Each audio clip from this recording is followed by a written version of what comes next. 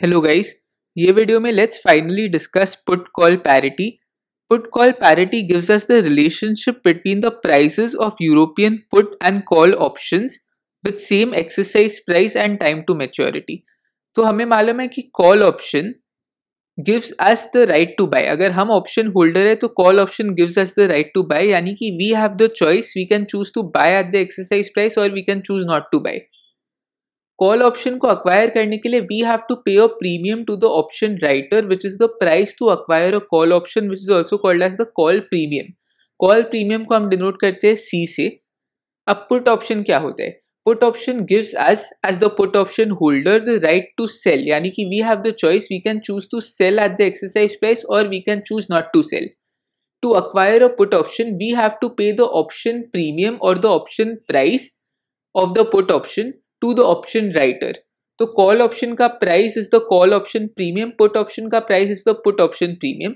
हम लोग European call और पुट ऑप्शंस की बात कर रहे हैं which can only be exercised at the time of expiry. अब we are trying to establish what is the relationship between the call option premium and the put option premium for a European call and put option. तो वो relationship होता है C plus K e to the power of minus RT equal to P plus S naught. This is the put call parity relationship between European call and put option prices. अब अगर ये relationship actually valid है तो there is no arbitrage opportunity. But if this relationship is invalid, यानी कि if this condition is not satisfied in any real life scenario, then there is an arbitrage opportunity. अब देख लेते हैं P और C denote क्या करता है. We already know कि P is the option premium for European put option or the value of European put option to sell one share. C is the option premium for European call option or the value of European call option to buy one share. S naught is the current stock price, यानी कि अगर आज आप market में गए अगर तो you can buy the share at S naught price और you can sell the share at S naught price. K is the strike price और the exercise price. ये याद रखना कि call option and put option दोनों का exercise price and time to maturity same होनी चाहिए तो ये रिलेशनशिप वैलिड होता है.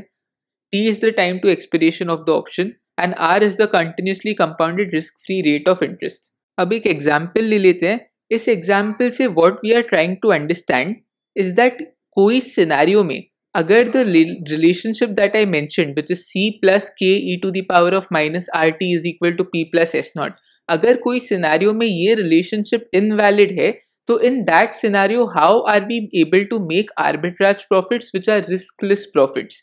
तो ये एग्जाम्पल देख लेते हैं. S naught इक्वल टू $31, यानी कि मार्केट प्राइस शेयर का इज $31. तो if you go to the market today you can buy the share for $31 and if you go to the market today you can also sell the share for $31. C दिया हुआ है $3. C is the call option premium. तो call option को acquire करने के लिए आपको $3 pay करने पड़ेंगे if you want to be the option holder. If you want to be the option writer then आपको ये $3 रिसीव होंगे. R is the risk free rate of interest which is 10% per annum. K is the strike price or the exercise price. This is the strike price and the exercise price for both the call option and the put option. तो $30 is the exercise price for a call option. इसका क्या मतलब है? अगर इस option के आप holder होगे तो you have the choice to buy at $30 or not to buy. अगर पुट ऑप्शन का एक्सरसाइज प्राइस $30 है एंड आप पुट ऑप्शन के होल्डर हो तो you have the choice to sell at $30 or you can choose not to sell. P दिया हुआ है $2.25. तो अगर आपको पुट ऑप्शन का होल्डर बनना है तो the premium that you have to pay to the put option writer is $2.25 and T equal to 3 months दिया है. तो time to expiry of both the put option and the call option is 3 months. अब the first thing that we need to check is C plus K e to the power of minus RT equal to P plus S naught. ये condition valid है कि नहीं? Is this condition satisfied? If yes, it is a valid scenario. If no, it is an invalid scenario and arbitrage is possible. तो हमारे पास सारा data तो दिया हुआ है. लेट्स चेक कि इस एग्जाम्पल के लिए इज द कंडीशन वैलिड. तो इज C इक्वल टू 3 है in this case, that is the call option premium. तो is 3 plus 30 e to the power of minus 0.1. तो 0.1 क्यों लिखा मैंने? क्योंकि R is 10% एंड 10% को if I convert it into decimals it's 10 divide by 100 which is 0.1. तो इस 3 plus 30 e to the power of minus 0.1 into 3/12. Time to expiry is 3 months. 3 months को अगर आपको years में डिनोट करना है तो 3/12 हो जाएगा, which is 0.25 years. Is 3 plus 30 e to the power of minus 0.1 into 3 divided by 12 equal to 2.25 plus 31. 2.25 is the put option premium and 31 is S0, which is the current market price. ये condition valid है क्या in this example? If it is valid, then there is no problem, but if it is invalid, if this is not true, then we will have an arbitrage opportunity. तो अब मैंने दोनों side calculate किए हैं. Is 3 plus 29.26 equal to 2.25 plus 31. So in this case, is 32.26 equal to 33.25? Both the sides are not equal. If both the sides are not equal, then this is an invalid scenario and arbitrage is possible. अब we know कि both the sides are not equal, arbitrage is possible, but what is the mechanism to get arbitrage in this invalid scenario? We need to understand the mechanism to get arbitrage in this invalid scenario. तो मैं बोल रहा हूँ the mechanism to get arbitrage is long call and simultaneously short put, or you become the put option writer and you also take the short stock or you sell the stock. Short sell the stock. आपके पास stock होगा नहीं, लेकिन आप किसी और का share बोरो करोगे and उसको सेल कर दोगे. इसको बोलते हैं शॉर्ट सेल द स्टॉक. तो ये मुझे समझ में कैसे आया कि मैं ये मैकेनिज्म लूंगा तो मुझे आर्बिट्राज प्रॉफिट्स आ जाएंगे. तो ये मैकेनिज्म समझने के लिए you need to know the relationship. The relationship is C plus K e to the power of minus RT equal to P plus S0. Left hand side का वैल्यू है 32.26 and right hand side का value है 33.25. Because the left hand side का value is less, I can see that the left hand side is underpriced. If the left hand side is underpriced, we will buy the left hand side. तो मतलब C plus K e to the power of minus RT को हम bye कर रहे हैं. तो आप इस केस में K e to the power of minus RT को इग्नोर करो, उसको हम बाद में समझेंगे. But on the left side there is C. हम लोग लेफ्ट साइड को बाय कर रहे हैं, इसके लिए मैंने लॉन्ग कॉल लिया है इन द फर्स्ट सिचुएशन. अब सेकंड साइमल्टेनियसली मैं क्या कर रहा हूँ. The right hand side is P plus S0. The right hand side की value is 33.25 which is more than the left hand side. तो राइट हैंड साइड मैं बोल सकता हूँ ओवर प्राइस्ड है. ओवर प्राइस में हम कभी भी सेल करते हैं, इसके लिए मैंने साइमल्टेनियसली शॉर्ट पुट कर दिया है which is option writer for a put option, and short stock भी कर दिया है, यानी कि मैं शॉर्ट सेल कर रहा हूँ स्टॉक को. ऐसे समझते हैं कि what mechanism you take to get arbitrage profits. अब इस मैकेनिज्म को लेके आर्बिट्राज प्रॉफिट्स आता कैसे है वो समझते हैं. लॉन्ग कॉल मैंने लिया, यानी कि I bought the call option, I will be the option holder. तो लॉन्ग कॉल लेने के लिए आई वुड हैव टू पे the option premium. Call option premium मुझे पे करना पड़ेगा. इसके लिए अगर मैंने बाय द कॉल किया है तो आई एम स्पेंडिंग $3. तो मेरे पॉकेट से $3 गए. अब साइमल्टेनियसली मैंने और क्या किया, मैंने स्टॉक को शॉर्ट सेल कर दिया, यानी कि मैंने किसी का स्टॉक बोरो किया एंड उसको सेल कर दिया. तो मुझे जो स्टॉक प्राइस है वो रिसीव हो जाएगा, क्योंकि I have sold someone else's stock by borrowing his stock. तो मेरे को पैसे रिसीव हो जाएंगे. तो सेल द स्टॉक, रिसीव $31. $31 क्यों? Because that is the price in the market. Market price S0 चल रहा है $31. तो मुझे $31 आ गए बाय सेलिंग द स्टॉक, और मैंने स्पेंड किए थे $3 by buying the call option. और क्या किया मैंने सेल द पुट भी किया. मैंने आपको बताया था we short the put option which is we sell the put option, और we are the option writer for the put option.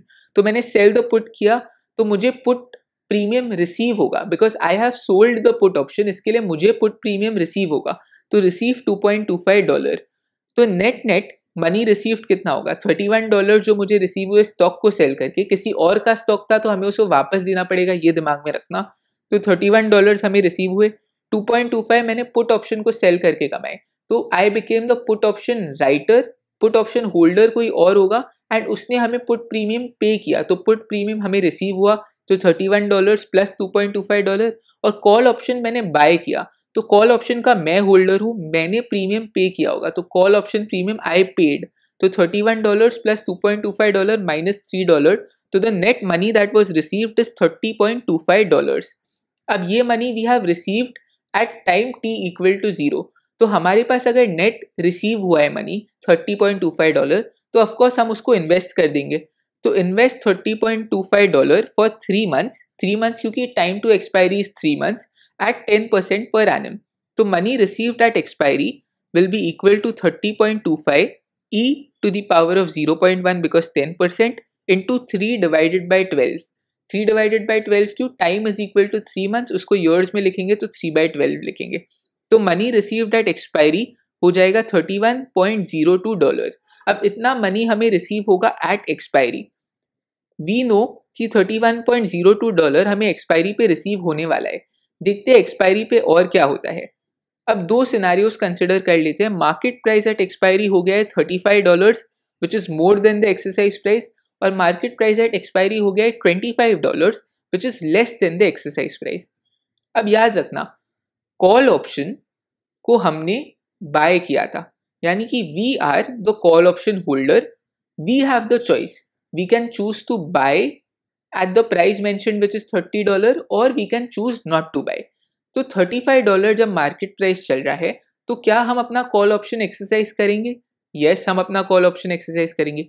We get to buy it at $30 जब मार्केट में price चल रहा है $35। तो $30 में मैंने बाय कर लिया। अब मैं बाय कर क्यों रहा हूँ, दैट इज द क्वेश्चन। मैं अपना ऑप्शन एक्सरसाइज करके $30 में बाय कर रहा हूँ, और क्यों बाय कर रहा हूँ? क्योंकि याद रखना, हमने स्टार्टिंग में स्टॉक को शॉर्ट सेल किया था, यानी कि हमने किसी और का स्टॉक बोरो किया था एंड उसको सेल कर दिया था। तो we need to return the stock to them. To return the stock to them we have to buy. अब मार्केट में जाके बाय करते तो $35 में बाय करते, लेकिन we have the call option, we are the holder of the call option. इसके लिए हमने अपना कॉल ऑप्शन एक्सरसाइज करके $30 में बाय कर लिया। तो the net money received at expiry was $31.02। उसमें से हम $30 स्पेंड कर रहे हैं टू बाय द शेयर। और हम क्यों बाय कर रहे हैं? Because we want to return the stock to the person we borrowed it from. तो $30 में हम बाय करेंगे और उस पर्सन को स्टॉक रिटर्न कर देंगे। हमें मनी कितना आया था? 31.02। हमने स्पेंड कितना किया? 30, और स्टॉक उसको रिटर्न कर दिया। तो इस केस में प्रॉफिट हो जाएगा 31.02 माइनस 30 विच इज 1.02। यही मैंने यहाँ पर लिखा हुआ है, you have the call option with exercise price equal to 30। Exercise the call option, buy the stock at 30। 35 market price चल रहा है, एक्सरसाइज प्राइस है 30, मतलब you have the choice to buy it at 30 और नॉट टू बाय। मार्केट में जाके bye करोगे तो आपको 35 में बाय करने मिलेगा, तो ऑफकोर्स आप कॉल ऑप्शन को एक्सरसाइज करके 30 में बाय कर लोगे। Buy the stock at 30 and return the stock to the person you borrowed it from. हमने किसी और का स्टॉक शॉर्ट सेल किया था, मतलब हमने उससे बोरो किया और उसको सेल कर दिया, तो हमें उसको रिटर्न करना है। इसके लिए मैंने लिखा है रिटर्न द स्टॉक। प्रॉफिट हो जाएगा $31.02 जो आपको मिले बाय योर इन्वेस्टमेंट, माइनस $30 जो आपको स्पेंड करने पड़े to buy the stock. Profit हो जाता है $1.02। अब मार्केट प्राइस 25 हो गया है in the other scenario. Market price 25 हो गया है, तो अब ध्यान में रखो, आपने पुट ऑप्शन को सेल किया था। पुट ऑप्शन को सेल किया था मतलब you are the put option writer, सामने वाला कोई और party is the put option holder.